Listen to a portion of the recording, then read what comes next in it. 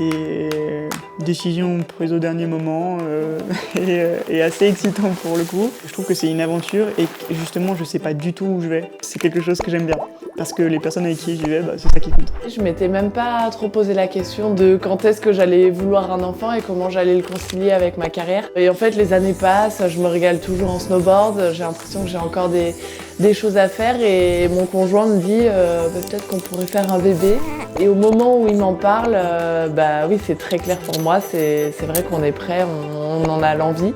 Je tombe pas enceinte aussi rapidement que je l'aurais voulu. C'est arrivé juste après le Globe de Cristal en 2024, donc à 1 an des Jeux. C'était donc printemps, on démarrait une nouvelle préparation physique et puis j'ai appelé le coach, je lui ai dit écoute, je te mets dans la confidence, je viendrai pas au prochain stage. J'avais l'impression que je changeais d'identité en voulant devenir mère, donc je me demandais comment ils allaient réagir et puis j'allais me mettre un peu en retrait du groupe un temps, donc même pour moi, ce groupe, cette vie de snowboard, c'est quand même une deuxième famille et j'ai adoré leur réaction parce que Kevin, mon coach, il a eu presque les larmes aux yeux, il était trop content pour moi que j'ai le projet, il m'a dit tu vas être la première athlète que je vais accompagner dans un retour de grossesse.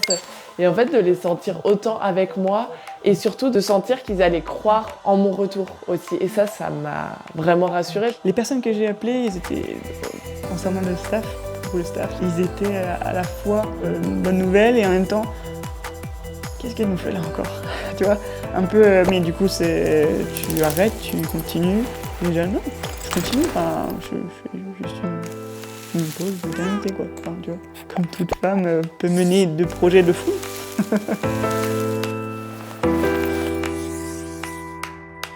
Une athlète de haut niveau qui tombe enceinte, elle doit faire attention à ce que sa grossesse elle se passe bien d'abord. Elle va passer d'un contexte où elle n'avait qu'une attention, c'était parfait, à une autre attention qui est emmener la grossesse au bout et faire que tout se passe bien. J'adore voir mon ventre s'arrondir. Je prends le poids juste qu'il faut pour la grossesse. Je me sentais trop bien, même avec un ventre énorme et un peu de kilos en plus. Je continue à m'entraîner tous les jours. Mon entourage avait très peur que j'en fasse trop. Donc course à pied, j'allais nager, je faisais un petit peu de ski roue au début. J'ai fait de la course à pied jusqu'à 6 mois et demi, de la rando beaucoup, muscu avec des poids et des impacts jusqu'à 7 mois et demi, de la préparation physique vraiment renforcement jusqu'à 9 mois. Beaucoup de travail sur le transverse, sur le périnée aussi pour préparer la suite. Il y a trop d'inconnus autour de cette période et on a l'impression qu'on devient fragile. Et moi, j'ai pas du tout aimé ce regard des autres où j'étais devenue une petite chose fragile alors que moi, je me sentais bien, je me sentais forte. La personne qui m'a suivie, qui me voyait tous les trimestres, me dit mais faites. Demain, une de mes descendeuses qui décide de faire une grossesse, je vais plus être tout à fait d'accord à ce qu'elle prenne les risques sur les skis. Mais vous pouvez faire du ski de fond jusqu'à très tard sur une grossesse, c'est pas gênant si la grossesse se passe bien. La Fédé a été, on m'a direct contacté pour savoir ce qu'on pouvait mettre en place, comment j'avais besoin d'aide. Ils sont toujours restés en support si besoin, ils ont toujours été à l'écoute, donc je savais que je pouvais compter sur eux. Et au niveau, il y a une aide à la maternité, il y a un accompagnement si besoin. Tout ça est présenté, tu pioches si tu as besoin. Le suivi de la grossesse, par exemple, c'est pas les médecins des équipes qui vont les faire, c'est des gynécos. On va les accompagner dans éventuellement les discussions qu'il peut y avoir avec les coachs, avec les structures fédérales, pour définir un projet tout au long de la grossesse. Vous avez l'aspect physiologique post-accouchement qui est à prendre en charge, l'aspect psychologique post-accouchement à prendre en charge, et puis après, en compagnie des entraîneurs, essayer de définir un plan de reprise qui soit compatible avec le nouvel état qui est l'état de maman, quoi. C'est pas parce que tu es athlète de haut niveau que ton accouchement il se passe mieux, c'est pas parce que tu es athlète de haut niveau qu'il se passe moins bien. Ouais, c'est un vrai pari. Je suis pas sûr qu'on puisse se dire je vais faire un bébé parce que je vais revenir plus fort. Ça, je pense que c'est la grosse erreur à pas faire. Il n'y a plus d'abdos, il n'y a plus de muscles dans le dos non plus, il n'y a plus grand chose de naturel. Je pars de loin, quoi. C'est plus tard, quand j'ai retrouvé le groupe, il y a des moments où j'étais complètement à la masse, quoi. Et j'avais un peu de mal à l'accepter. Une séance qui m'a marquée où on faisait de l'intervalle, que ce soit en ski ou en tir, mais j'étais à la ramasse. Sur 3 minutes d'effort, j'arrivais 1 minute après les pieds sur le pas de tir et puis je tirais mal.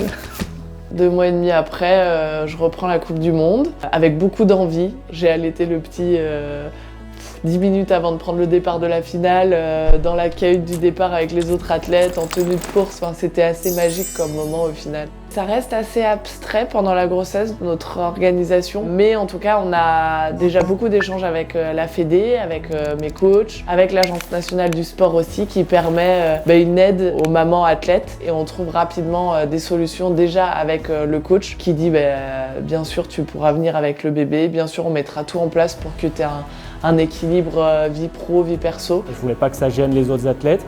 Je voulais aussi qu'ils aient conscience que ça pouvait être une force aussi pour eux d'avoir un petit élément extérieur qui vienne des fois de temps en temps faire changer un petit peu les idées. Moi, la transition, elle s'est faite avec eux.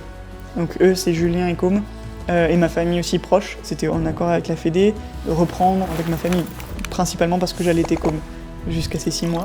On l'a co-construit, hein. On l'a fait ensemble. Chaque saison a été un peu différente en fonction de ce qu'elle ressentait comme besoin. Il faut que l'encadrement l'accepte, il faut que les partenaires et les coéquipières l'acceptent aussi. Aujourd'hui, c'est le cas. Elle vient des fois te voir? Ouais, elle dit allez. Oui, Marlo, c'est le bébé de l'équipe de France. Ça change quand même beaucoup de choses. Sur le côté athlète, essentiellement sur la fatigue et notamment la gestion de la fatigue. Je pense que ça change tout le monde, que ce soit les athlètes hommes ou les athlètes femmes, bien sûr ça change. Je pense que ça vous fait relativiser votre vie et votre quête de recherche de la performance, elle est un peu transformée. C'est difficile de dire ce que ça apporte réellement d'être maman. Ah, tu le sens, mais tu vois, c'est difficile justement de mettre des mots dessus, trouver des adjectifs qui correspondent, je sais pas. Mais oui, ça change. Ouais. Le rôle de l'homme est très important et pour permettre aux femmes comme moi qui ont choisi de continuer de dire oui à leurs ambitions pro, à leurs rêves, en fait il faut être une équipe, il faut être un couple, il faut être à deux.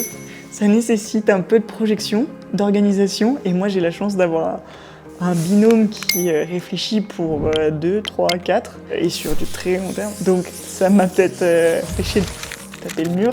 Oui, on est très peu à l'avoir fait, donc en snowboard cross 0, inconsciemment il y a une peur du soutien des partenaires. On se demande à quel point ils vont rester à nos côtés, à quel point ils vont croire en notre retour. Je suis pas la première, hein. Et je pense qu'il y a des personnes qui sont arrivées avec la machette, la faux, et qui ont tracé la route, et puis moi j'arrive peinard un peu derrière. Je pense que c'est évidemment beaucoup plus facile aujourd'hui qu'il y a peut-être 10 ou 15 ans. Marie a ouvert sans doute le champ des possibles, et beaucoup de gens, peut-être sceptiques, le sont beaucoup moins aujourd'hui. Quand je vois ces filles se rajouter une double tâche à la difficulté qu'il y a à faire du sport de très haut niveau, je suis que admiratif. Je trouve ça super, c'est génial, et je pense qu'il faut être une femme pour faire ça, parce que je connais pas un homme capable de le faire. Je leur tire à toutes mon chapeau, qu'elles soient athlètes ou non, peu importe. En étant athlète, c'est peut-être encore plus difficile. Je sais pas si c'est culotté, si elle l'a fait, c'est qu'elle ressentait le besoin, elle avait envie aussi de créer cette famille. Ce que j'ai appris, c'est qu'on est capable de revenir vraiment très très fort à l'issue d'une grossesse, puisque la saison qui a suivi pour Justine était simplement incroyable.